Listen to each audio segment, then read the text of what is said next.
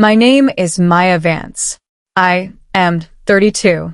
3 weeks ago, my mother-in-law slid a laminated sheet of white paper across the mahogany table during our annual family anniversary dinner, clearing her throat as 12 relatives went completely silent. The paper listed a total of $85,000 for what she called uncompensated family emotional labor, and she told me I had 48 hours to wire the funds, or she would make sure my husband left me and my reputation in our small town was permanently ruined. But here's the one thing she completely overlooked in her little power play. I am a forensic accountant. I do not get intimidated by numbers. I track them down to the cent, and I had already spent the last 14 months quietly auditing every single account connected to her name. Before I tell you how an $85,000 dinner bill completely destroyed my marriage and exposed a decade of hidden financial crimes, do me one favor. If stories where the quiet person finally stops letting people walk all over them are your kind of thing, hit subscribe right now. Because what happened when I finally hit send on my final report, nobody in my husband's family saw coming. To understand why a woman would think she could demand $85,000 from her daughter-in-law at a public restaurant, you have to understand the family I married into. 4 years ago, I married David. David was handsome, kind, and completely under the thumb of his mother, Lorraine. Lorraine Vance was a woman who lived for appearances. She drove a luxury German SUV she could not afford, wore large gold jewelry that clanked together whenever she gestured, and treated her family like a corporate kingdom where she was the undisputed chief executive officer. David was the eldest son, the responsible one, the one who always answered his phone on the first ring. Then there was Julian. Julian was 26, the golden child, a man who had never held a job for more than 6 consecutive months, but always seemed to have a brand new motorcycle or a first-class ticket to a tropical island. When David and I first got serious, I tried my absolute best to be the perfect future daughter-in-law.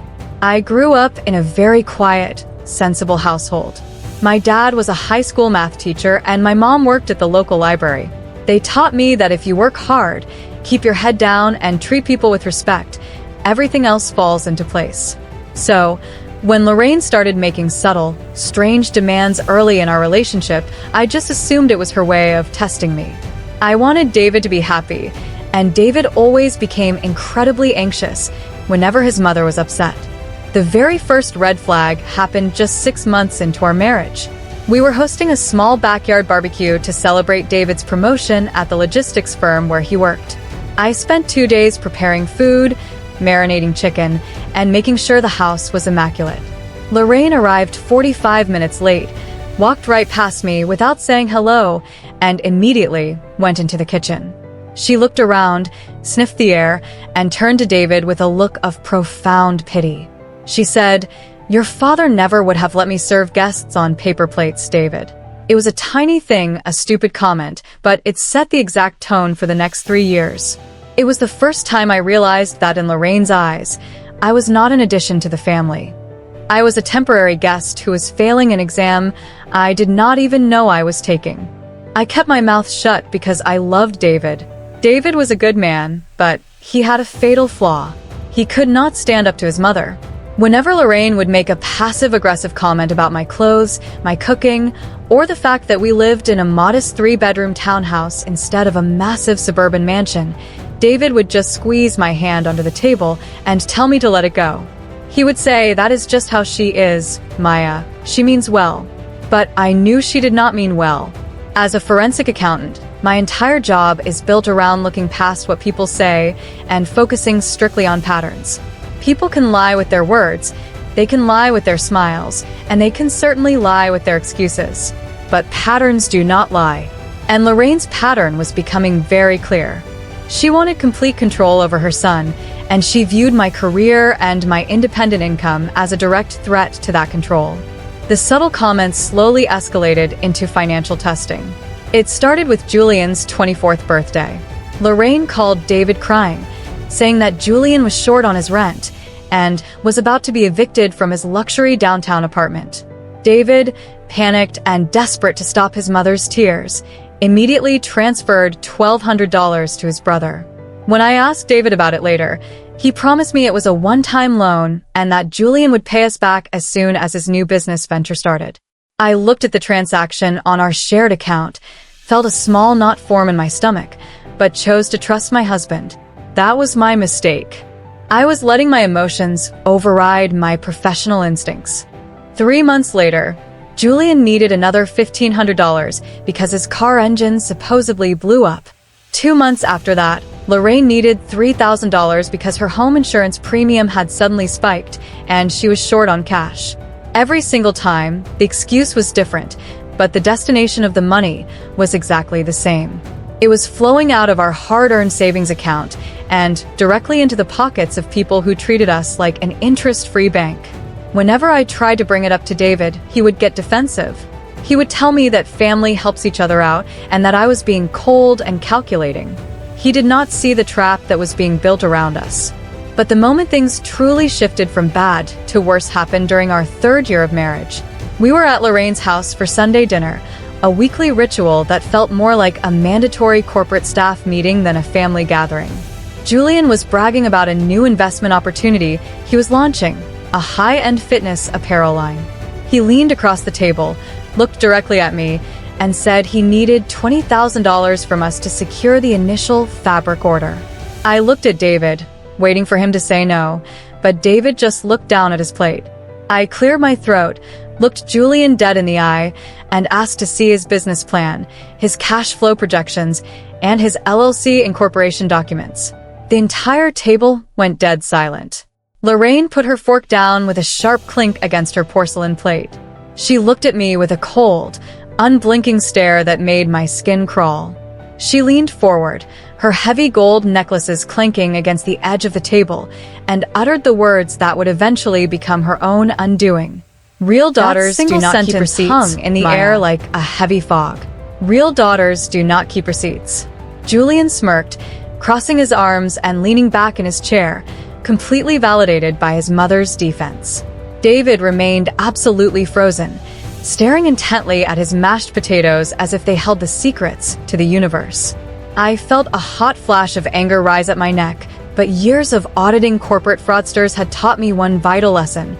Never show your hand when you are angry. If you react emotionally, they know exactly where to strike. If you stay completely calm, they start to worry about what you are thinking. So, I just took a slow sip of my water, smiled politely, and said that our personal finances were tied up in long-term investments, so we would not be able to participate. Lorraine did not say another word to me for the rest of that dinner. She completely ignored my existence, speaking exclusively to David and Julian about a family vacation they were planning for the upcoming summer. A vacation that, apparently, I was not expected to attend. When David and I got into the car for the drive home, the silence between us was suffocating. Before we even cleared his mother's neighborhood, David snapped. He threw his hands against the steering wheel and accused me of publicly humiliating him in front of his family. He told me that $20,000 was a drop in the bucket compared to what his mother had sacrificed for him growing up, and that my constant obsession with documentation and financial transparency was draining the joy out of our marriage. I did not argue with him. I just sat there, looking out the passenger window at the passing streetlights, realizing with a sinking certainty that my husband was completely brainwashed. He could not see that his family was slowly bleeding us dry, dollar by dollar, transaction by transaction. That night, after David fell asleep, I went down to our home office. I sat at my laptop and opened our personal bank statements from the day we got married. I did not just look at the large transfers, I looked at everything. I pulled the data into a spreadsheet, categorizing every single unexplained withdrawal, every Venmo payment to Julian, every cash advance David had made near his mother's house. The final number stared back at me in cold, bright pixels: $42,650. In less than 4 years, David had secretly channeled nearly a whole year of his post-tax salary directly to his mother and brother. We were supposed to be saving for a down payment on a larger home to start a family, but instead, our future was funding Lorraine's designer wardrobe and Julian's lifestyle. I sat in the dark, the blue light of the screen reflecting off my glasses, feeling a mixture of profound betrayal and icy resolve. I realized that if I wanted to protect myself, I needed to stop acting like a defensive wife and start acting like a professional investigator. The next morning, I reached out to the only person in that family who had ever shown me a shred of genuine kindness, Aunt Ruth. Ruth was Lorraine's older sister, a retired fourth-grade schoolteacher who had lived in the same modest brick house for 40 years. Ruth was a woman who spoke in a quiet, measured cadence, and she always carried a small leather-bound notebook in her purse where she kept track of her daily schedule and grocery lists. Lorraine always treated Ruth like a second-class citizen because Ruth refused to participate in the family's obsession with wealth and status. I invited Ruth out for coffee at a small, quiet cafe on the edge of town, far away from anyone who might recognize us. The smell of roasted espresso and cinnamon filled the air as we sat down at a corner table. Ruth looked at me, her sharp gray eyes instantly picking up on the dark circles under my eyes. She didn't offer any fake pleasantries. She just reached across the table, placed her warm, wrinkled hand over mine, and said, "Lorraine is doing it to you too, isn't she?" I poured my heart out to her. I told her about the constant financial demands, the $42,000 David had given away, and the comment Lorraine had made at Sunday dinner about real daughters not keeping receipts. Ruth listened patiently, nodding slowly as she stirred a single packet of sugar into her black coffee. When I finally finished speaking, Ruth let out a long, tired sigh. She looked around the cafe to ensure no one was listening, then leaned in close. A chill ran down my spine. As a forensic accountant, the phrase "refuses to let anyone see the books" is the ultimate confirmation of guilt. It means there is a massive discrepancy hidden beneath the surface. I looked at Ruth, my mind instantly shifting into professional overdrive. I asked her if she had copies of the original will or any of the estate documentation. Ruth reached into her purse, pulled out her little leather-bound notebook, flipped to the back, and extracted a folded, photocopied piece of paper. It was the first page of their father's estate declaration, listing the primary financial institution where the trust accounts were held. Ruth slid the paper across the table to me, her jaw set in a firm, determined line. "I can't get into those accounts, Maya, but you can. Lorraine thinks she is untouchable because she has managed to bully everyone in this family into submission for 30 years. She thinks you're just a quiet girl who will eventually break. Prove her wrong." I took the paper, folded it carefully, and tucked it into my laptop bag. That meeting with Ruth changed everything for me. It was no longer just about defending my own bank account. It was about uncovering a much larger, systemic fraud that was happening right under our noses. When I got back to the office, I utilized my professional network to run a comprehensive asset search on Lorraine Vance. Because she was a public administrator for a small local charity, a significant portion of her financial disclosures were accessible through public databases, if you knew exactly where to look. As I began digging into the public records, referencing them with the estate details Ruth had provided, the pieces of the puzzle began to fall into place in a way that was both shocking and entirely predictable. Lorraine had been using the family trust fund as her own personal line of credit, masking the withdrawals as management fees and imaginary property expenses. And the timeline of her largest withdrawals matched up perfectly with the exact moments Julian had purchased his new toys. A week later, David came home from work looking incredibly tense. He didn't look me in the eye as he took off his coat.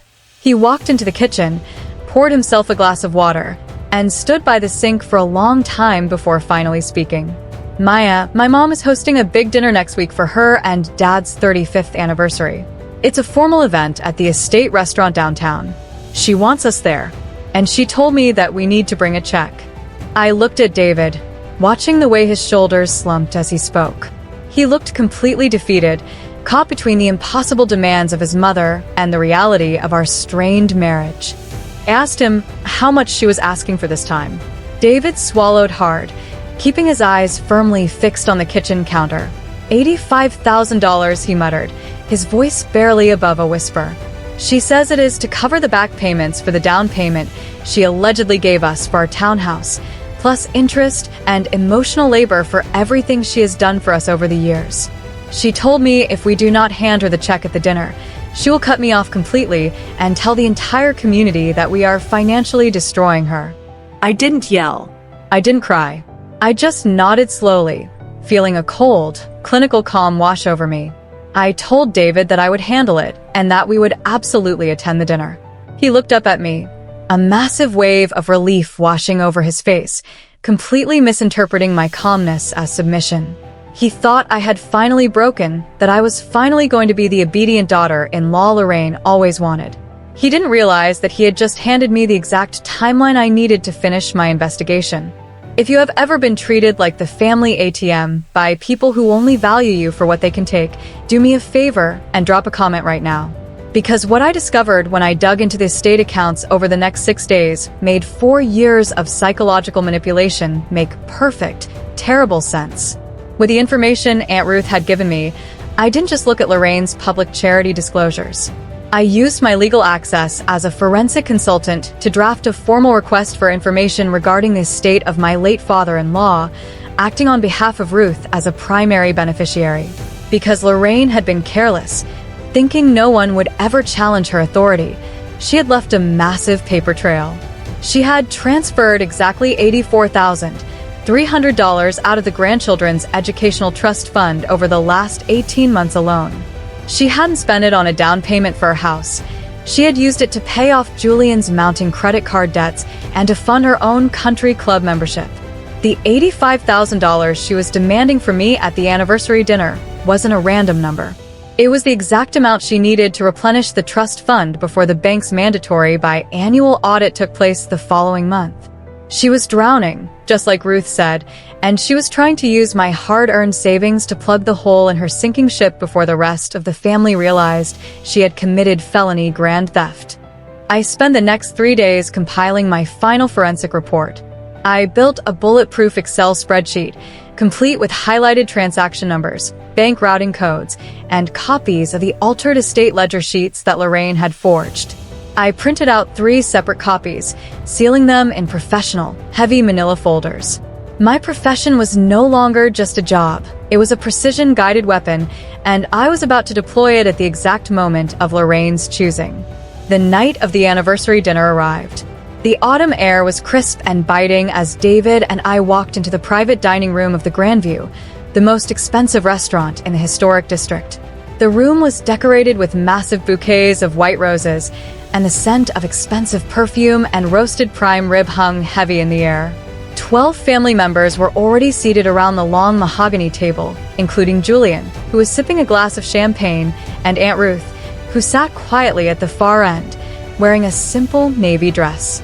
Lorraine sat at the head of the table like a queen addressing her court. Her large gold necklaces caught the candlelight as she smiled warmly at the arriving guests, but the moment her eyes landed on me, her expression hardened into a look of sheer calculation. She didn't invite us to sit right away. Instead, she waited until the waiters finished pouring the first round of wine, ensuring she had the absolute attention of every single person in the room. David was visibly shaking next to me, his hand sweating as he reached into his suit jacket pocket, reaching for the blank checkbook he had brought. Lorraine saw the movement and let out a soft, mocking laugh. She stood up, tapping her crystal glass with a silver spoon until the room went completely silent. Before we toast to 35 years of marriage, we need to address a private family matter, Lorraine announced, her voice carrying clearly across the silent room. David, I assume you brought what we discussed? Your brother's future depends on it, and frankly, your place in this family depends on it too. It is time for your wife to finally learn what it means to support this family unconditionally. David looked at me, his eyes pleading, silently begging me to just let her have the money so the nightmare could end. Lorraine smiled triumphantly, holding out her hand across the table, waiting for the check. She looked at me with pure disdain, confident that her public ambush had left me with no choice but to comply. I stood up slowly, smoothing down the front of my dress. I reached into my leather briefcase, pulled out the 3 sealed manila folders, and laid them flat on the mahogany table. I looked Lorraine directly in the eye, my voice entirely calm, entirely steady. I didn't bring a check, Lorraine, I said, my words echoing in the silent room. But I did bring the receipts. I slid the first manila folder directly across the table, watching it glide past the crystal wine glasses and come to a dead stop right in front of Lorraine's polished plate. She didn't open it immediately. Instead, she stared down at the heavy paper as if it were a minor insult, her lips tightening into a thin, bitter line. "What is this nonsense, Maya?" Lorraine sneered, her voice dropping an octave as she looked up to scan the faces of the family members watching us. "We asked for a financial resolution, not another one of your boring accounting portfolios." Julian let out a loud, mocking chuckle from his side of the table, leaning back and shaking his head. "Yeah, Maya, stop playing games," he added, checking his gold watch. "Some of us actually want to order dinner." I didn't look at Julian. I kept my eyes locked entirely on Lorraine. "If you open to page 3, Lorraine, you'll see exactly what it is," I said, my voice cutting through the room with a chilling, quiet authority. "You'll find the unauthorized wire transfers from our grandfather's estate account. Specifically, the $84,300 you moved into your personal checking account over the last 18 months. The exact amount you are trying to force David and me to replace tonight before the bank's compliance audit next Monday." The mocking smile completely vanished from Lorraine's face. The color drained from her cheeks so fast it looked as though someone had pulled a plug beneath her skin. Her hand trembled slightly as she finally reached down and flipped open the cover of the folder. The bright yellow highlighter I used to mark the forged signatures and conflicting routing numbers practically glowed under the restaurant's heavy chandeliers. David leaned forward, his face pale, looking back and forth between his mother and the documents. "Maya, what are you talking about?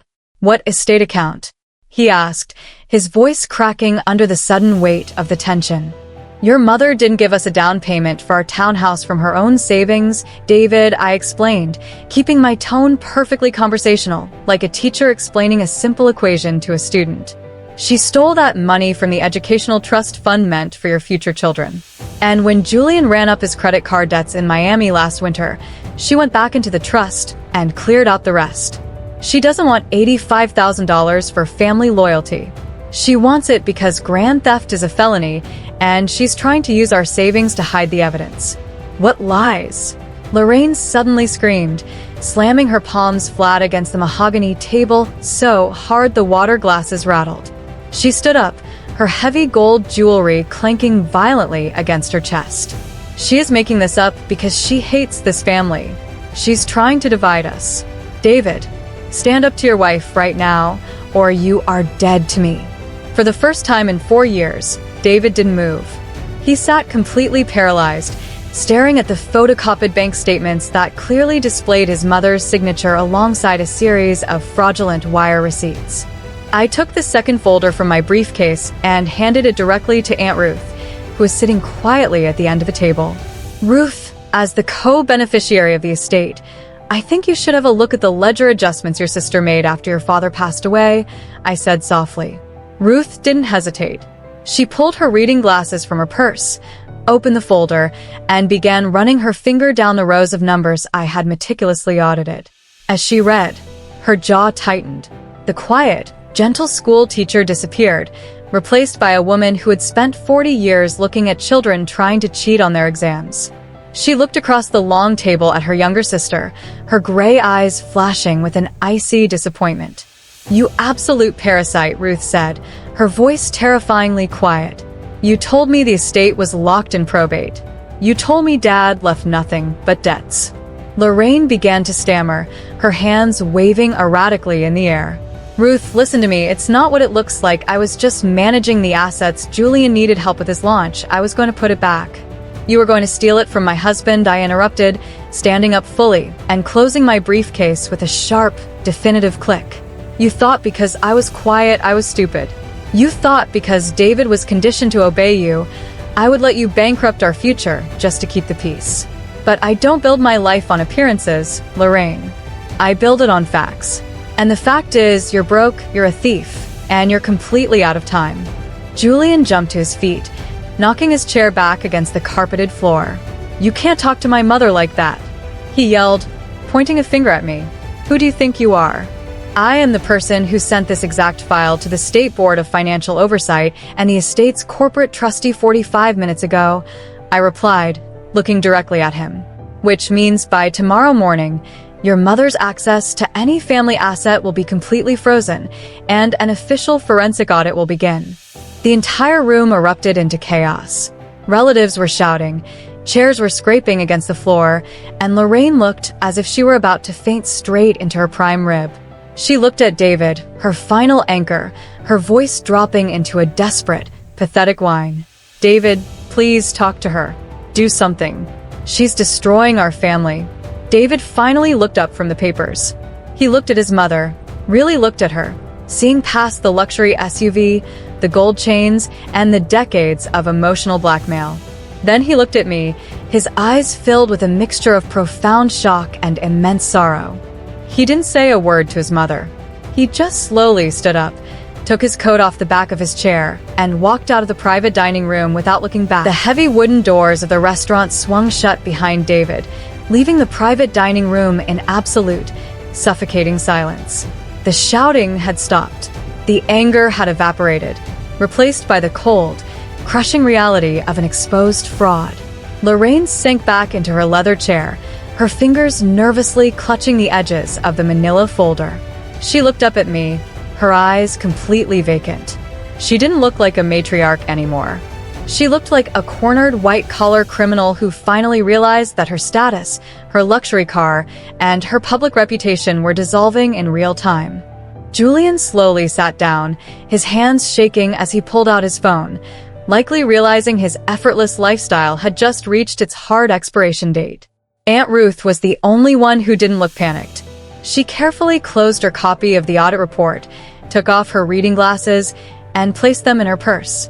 She looked up at me, gave a single, firm nod of absolute validation, and said, "Thank you, Maya, for doing what none of us had the courage to do for 30 years.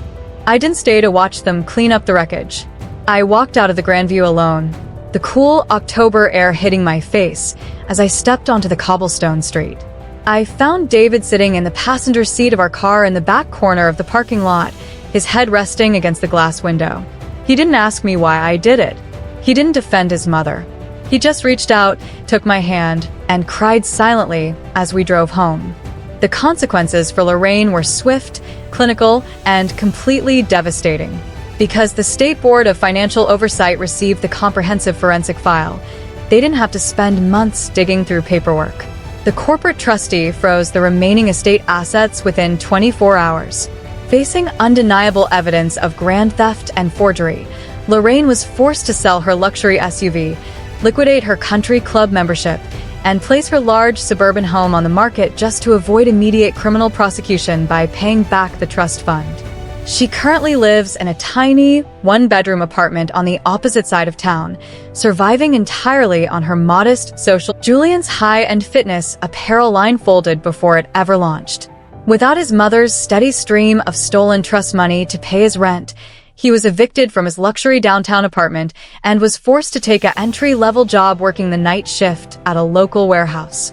He hasn't spoken to me since that night, which is exactly the outcome I wanted. David and I stayed together, but our relationship underwent a massive, painful reconstruction. He began seeing a licensed therapist who specialized in family trauma and emotional enmeshment, slowly unlearning the decades of conditioning that told him his mother's happiness was his responsibility. It took 2 full years of hard work, but we finally bought that home we had been saving for. Except this time, my name is on the title, the bank accounts are completely separate, and Lorraine Vance does not have the address. Aunt Ruth still meets me for coffee at that same quiet cafe every single month. She still carries her little leather-bound notebook, but now, the pages are filled with travel plans instead of family emergencies. She spent her portion of the restored inheritance on a trip to Italy, a dream she had put off for 40 years because she was constantly bailing out her sister. Looking back at that night, I learned a universal truth about toxic family systems. People who use family loyalty as a weapon to exploit you are always terrified of clarity. They thrive in the gray areas of guilt, obligation, and silence. But the moment you bring their actions into the light, the moment you demand transparency, their power completely evaporates. So let me ask you, If your in-laws demanded $85,000 after spending years financially exploiting your marriage, would you have paid it to keep the peace? Or would you have brought the receipts like I did? Tell me in the comments below.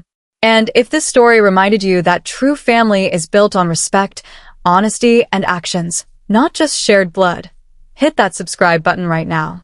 Thank you for watching, and I'll see you in the next story.